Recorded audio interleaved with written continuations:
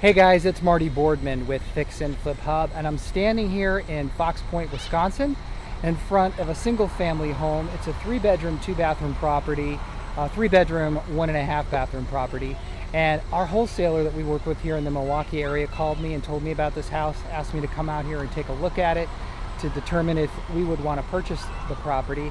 And I thought it would be helpful to kind of show you the process that I go through each and every time someone presents us with the deal.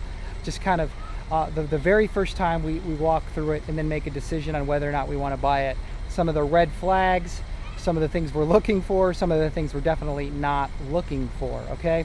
Now, the property, we can purchase this house for $215,000, and we think it's worth about $345,000 to $350,000. So there's about, I don't know, about $140,000 to $150,000 spread roughly in there. So that may sound great, right? They may sound really juicy to you, but we really need to get a handle on what the repair costs are going to be here first before we get too excited. So let me kind of explain to you the very first thing I do when I pull up to a property. So I'm going to spin it around here. When I first pull up into the driveway of the houses, I get out and I look around and see what some of the other neighbors have done to their houses and how well kept they are. And as you look here across the street and down the street, you'll see it's a beautiful neighborhood, huge lots, everybody's got their grass cut. Seems like a lot of pride of ownership.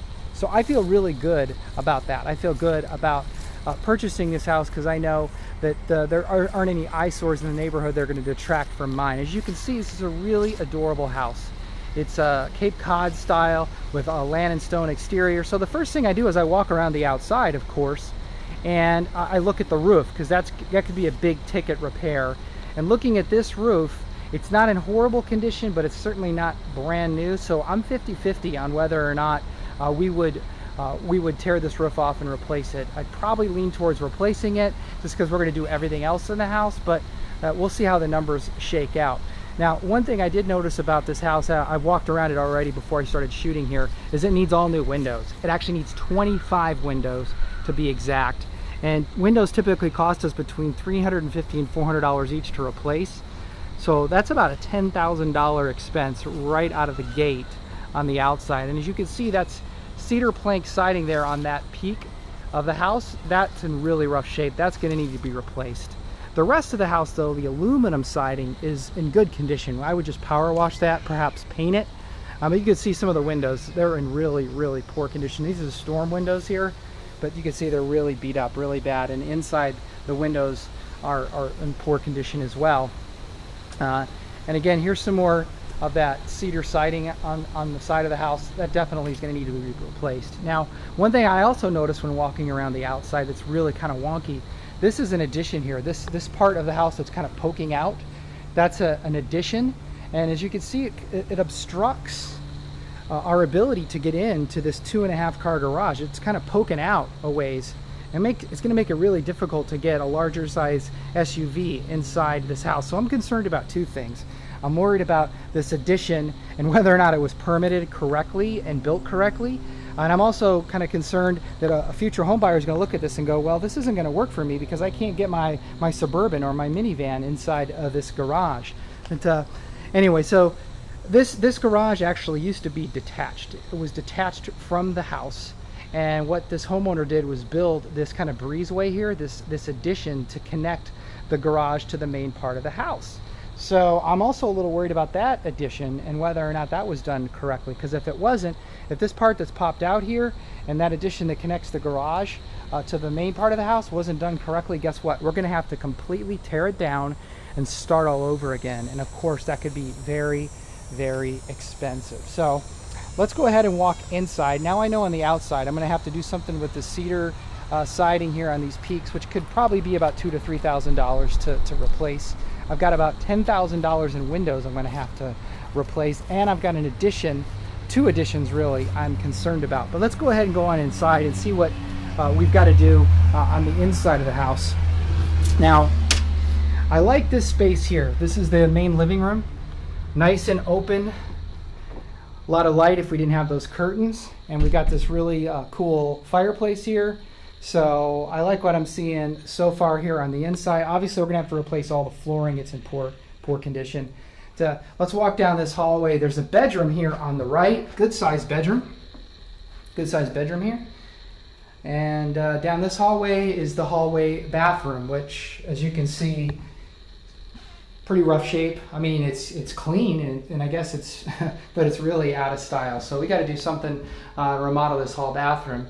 Now we go make our way into the kitchen, and these are metal kitchen cabinets. I haven't seen metal kitchen cabinets in a while. You can see it's Elgin steel kitchen. So this kitchen obviously needs to be completely remodeled as well. What's really wonky about this kitchen is this was the back wall of the house until they built that addition connecting the garage. So now what we have is this living space here in between the back part of the house and the garage. And if I swing around here, you'll see, this is how I know that this was, the back side of the house. That's an exterior window there that they put, that was there from the original home. But it does have heat. You can see it's got floor heat, and it's got an air duct there. So we could, if we had the money in the budget, we could take this whole wall out. We could blow this whole wall out and open up this kitchen, maybe do a big kitchen island right here, right? And then have this nice cool family room and this open kitchen space. So that's an option if we've got money in the budget. But again, I have this other wonky addition I showed you from the outside. This isn't even finished. See, there's no flooring in here. There's drywall up here, but it hasn't been taped and mudded and finished. And the walls are open here. There's no insulation at all. So I'm a little worried about this part of the house. This could be a cool little breakfast nook, a place for people to kind of come and sit and enjoy the nice Wisconsin winters we get when the snow starts falling. But I don't know if this thing was done right. So anyway, we've got a couple of those things we're going to have to figure out. Now let's go down into the basement. And this is always, there's always red flags for me to be found in a basement, because here in Wisconsin we have these crazy winters where the walls expand and contract based on the fluctuation in temperature and all the cold weather we get. And I was down here earlier, and I can tell you we got some major problems here in this basement.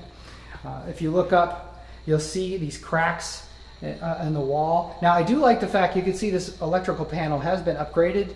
So I have a feeling that we're probably okay inside the house as far as the electrical, the wiring goes. But it seems to me like we're going to have to do quite a bit of plumbing work in the house based on what I've seen. But the big issue for me is this wall. You see all these cracks in the wall. And if I look down the wall, it's going to be hard to tell in the video. This wall is definitely bowing out.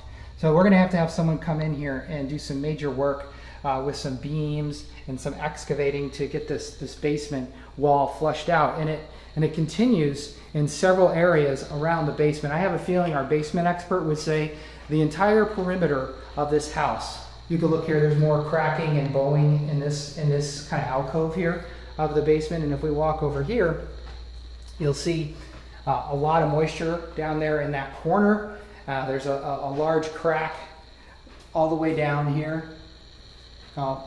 Based on what I see here in this basement and past experience with us having to repair these, this is about a $25,000 basement repair. So we've got $25,000 we're going to have to probably spend to repair the basement.